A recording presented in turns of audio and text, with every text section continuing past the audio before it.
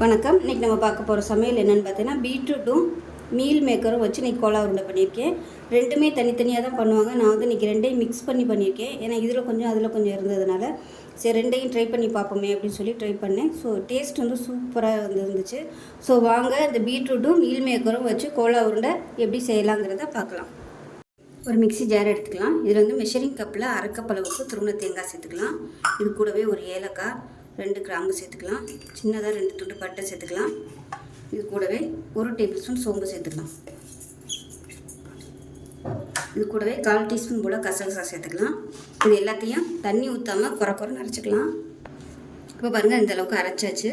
நான் வந்து இன்றைக்கி பெரிய வெங்காயம் வந்து பொடியாக கட் பண்ணியிருக்கேன். நீங்கள் வந்து சின்ன வெங்காயம் யூஸ் பண்ணுறதா இருந்தால் ஒரு 10 சின்ன வெங்காயத்தை இதோடு சேர்த்து அரைச்சிக்கோங்க. நான் வந்து இன்றைக்கி எதையுமே அதாவது வதக்கி பண்ணலை. வதக்கி பண்ணோம்னா டேஸ்ட் இன்னும் நல்லாயிருக்கும். இப்போ எல்லாத்தையுமே ஒரு பவுலில் சேர்த்தாச்சு. கொஞ்சம் 1 டேபிள் ஸ்பூன் வர மாதிரி கொத்தமல்லி, அதே மாதிரி பொடியாக நறுக்குன்னா 1 டேபிள் ஸ்பூன் வர மாதிரி புதினா. இன்னும் இஞ்சி பூண்டெல்லாம் போடுறதுனால நல்லா ஃப்ளேவராக இருக்கும். அதே மாதிரி கருவேப்பிலையும் நல்லா பொடியாக கட் பண்ணிட்டு சேர்த்துக்கோங்க. பெருசாக இருந்துச்சுன்னா உருண்டை பிடிக்கையில் உருந்துட்டு வந்துடும். அதனால் கத்திரிக்கோல் வச்சு நல்லா கட் பண்ணிக்கோங்க பொடியை. ஒரு 3 பச்சை மிளகாயும் பொடியாக கட் பண்ணி வச்சுருக்கேன், அதையும் சேர்த்துக்கலாம். அரை டேபிள் ஸ்பூன் அளவுக்கு இஞ்சி பூண்டு பேஸ்ட்டு சேர்த்துக்கலாம்.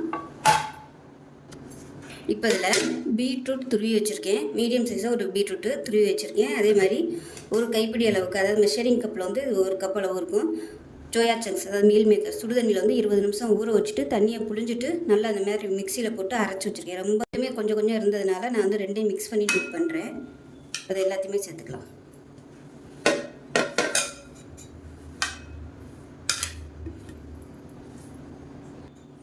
இப்போ இதில் அரை கப் அளவுக்கு பொடியாக நறுக்குன வெங்காயம் சேர்த்துக்கலாம்.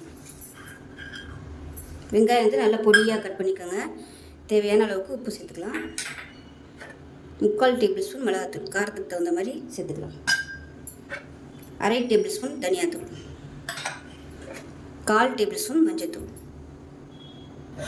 அரை டேபிள் ஸ்பூன் சிக்கன் மசாலா தூள் சேர்த்துக்கலாம். அது வந்து ஃப்ளேவருக்காக. 1/4 டேபிள் ஸ்பூன் கறி மசாலா தூள் இல்லை கரம் மசாலா சேர்த்துக்கலாம். இப்போ இதில் 2 டேபிள் ஸ்பூன் அரிசி மாவு சேர்த்துக்கலாம்.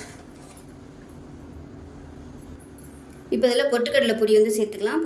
பொட்டுக்கடலை வந்து இந்த மாதிரி பொடி பண்ணி வச்சுட்டிங்கன்னா தேவையான போது நம்ம யூஸ் பண்ணிக்கலாம். இப்போ இதிலேருந்து ஒரு 4 ஸ்பூன் அளவுக்கு சேர்த்துக்கலாம். 4 டேபிள் ஸ்பூன் அளவு சேர்த்துக்கலாம். பிசைஞ்சு பார்த்துட்டு உருண்டை பிடிக்க வருதா என்னென்னு பார்த்துக்கோங்க. அப்படி உருண்டை பிடிக்க வரல, உதிருதுன்னா இன்னும் கொஞ்சம் எக்ஸ்ட்ரா வந்து பொட்டுக்கடலை பொடி இல்லை அரிசி மாவு சேர்த்துக்கலாம். இப்போ எல்லாத்தையும் நல்லா பிசைஞ்சிட்டு பார்க்கலாம். இப்போ எல்லாமே நல்லா பிசைஞ்சிட்டேன். இப்போ வந்து உருட்டி பார்த்துக்கோங்க. இப்போ எனக்கு வந்து நல்லா டைட்டாகவே இருக்குது. அதே மாதிரி டேஸ்ட் பண்ணி பார்த்துக்கோங்க. காரம் உப்பு எல்லாமே கரெக்டாக இருக்கான்னு பார்த்துக்கோங்க. பார்த்துக்கிட்டு பத்தலைன்னா நீங்கள் சேர்த்துக்கலாம். இதிலே வந்து சேர்த்துருங்க. இப்போவே சேர்த்தோம்னா தான் கரெக்டாக இருக்கும். பாருங்கள், கரெக்டாக இருக்கும்.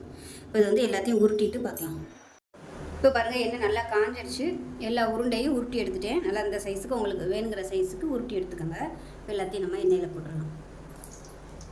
எண்ணெய் ரொம்ப அப்படியே புகை வர அளவுக்கு காய்ச்சல் இருக்கக்கூடாது. கரெக்டான இதில் வச்சுக்கணும். இல்லைன்னா போட்ட உடனே கறிட்டு போட்ட உடனே திருப்ப வேணால் 1 நிமிஷம் ஆகட்டும். இப்போ 1 நிமிஷம் ஆயிடுச்சு, திருப்பி விட்டுக்கலாம்.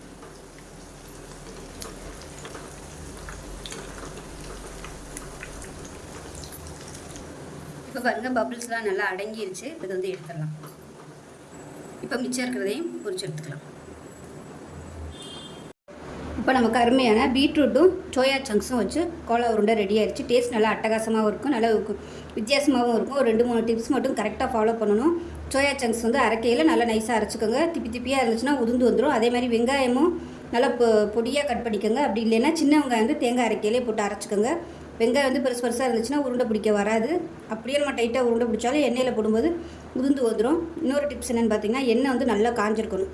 அப்படி எண்ணெய் காயாமல் இருந்துச்சுன்னா எண்ணெயில் ஊறி உதிர ஆரம்பிச்சிடும். நம்ம 2வது பேட்ச் எடுக்கையிலையும் நீங்கள் வந்து எண்ணெய் காய்ச்சல் நல்லா வச்சுக்கிட்டு போட்டு எடுக்கணும். அப்போ தான் மேலே உள்ளது வந்து நல்லா வெந்து போய் உள்ளுக்குள்ளே வந்து நல்லா அப்படியே வெந்து வரும். இல்லைன்னா எண்ணெயில் ஊறி அப்படியே பக்கோடா மாதிரி வந்துடும். ஸோ அவ்வளோதான். டேஸ்ட் சூப்பராக இருக்கும், நல்லா ஹெல்த்தியாகவும் இருக்கும். லஞ்ச் பாக்ஸ் கொடுக்குறதுக்கு அருமையாக இருக்கும். செஞ்சு பாருங்கள். செஞ்சு பார்த்துட்டு எப்படி வந்துச்சுங்கிறத சொல்லுங்கள். வீடியோ பிடிச்சிச்சுன்னா லைக் பண்ணுங்கள், கமெண்ட் பண்ணுங்கள், சேனலை சப்ஸ்கிரைப் பண்ணுங்கள், பக்கத்தில் உள்ள பெல் பட்டனையும் ப்ரெஸ் பண்ணுங்கள். நன்றி.